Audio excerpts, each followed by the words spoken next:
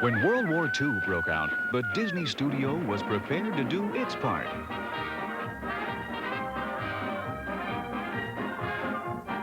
As a result of the attack on Pearl Harbor, more than 500 soldiers moved onto the Disney studio lot in Burbank, supporting various anti-aircraft installations located in the hills around Los Angeles. Veteran Disney animator, storyman, and director Jack Hanna recalls what happened. The day after the bombing at Pearl Harbor, I was quite anxious to get to the studio to see what the situation was going to be. And I found utter chaos. Everybody was in the same frame of mind I was, confused and didn't know what was going to happen. And we didn't know that Walt was making arrangements already to do training films for the Army and Navy, but I'm sure this had been planned earlier. While some Disney employees went off to war, others with deferments or reassignments began work on training films. The Disney stars were properly outfitted, and Disney's war effort was on. Okay, soldier.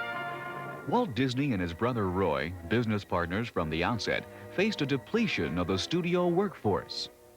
Drastic cuts were made in the feature film production schedule, and preparations on Alice in Wonderland and Peter Pan were abandoned for the duration of the war.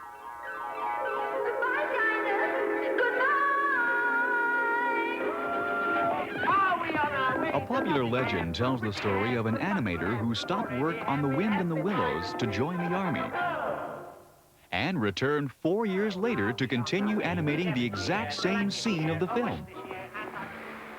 Although training films such as aircraft landing signals and 4 methods of flush riveting were the mainstay of the studio's film production during the war, Disney also scored impressively with Victory Through Air Power. It was a visually stunning animated film which argued convincingly that World War II would be won or lost through the use of aircraft. At the same time, Donald Duck starred in several of the most popular Disney films. In a memorable Academy Award-winning short, Der Führer's Face, Donald's work in a German ammunition factory turned out to be only a frightening nightmare. And in another, he realized that paying taxes meant helping to win the war. Just address it to your local collector of internal revenue. And Donald often appeared in wartime cartoons as a flustered draftee, with a burly, perplexed Pete as his stern drill sergeant. I said don't move!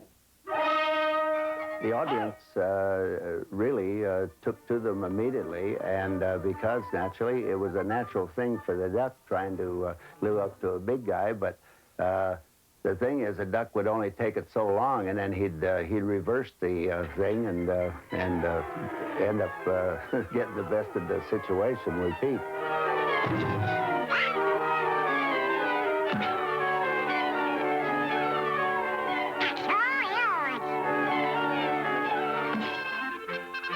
Donald also suffered as the victim of his nephew Huey, Dewey, and Louie's ingenious pranks.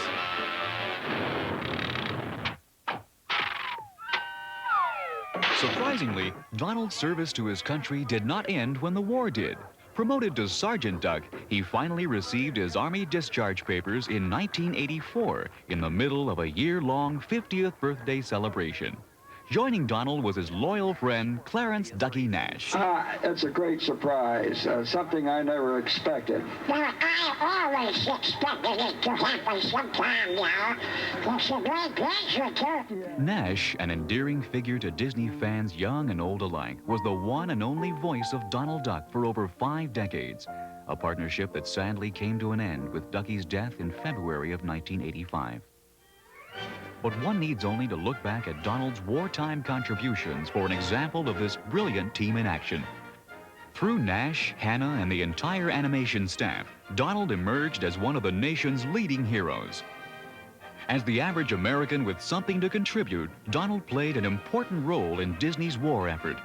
One of the biggest attractions in the Disney family of animated characters, he provided Americans with some lighthearted moments during the troubled days of World War II. I'm glad to be a citizen of the United States of America.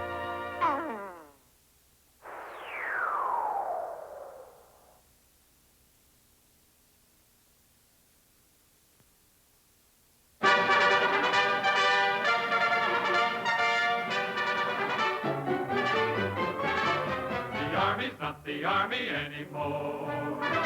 It's better than it's ever been before. The bugler blows, I can't get 'em up at 7:15. But if you're tired, stay right there and sleep until 11. Ba-rum, ba-da-dum, ba-rum, ba-da-dum, ba-rum, ba-da-dum.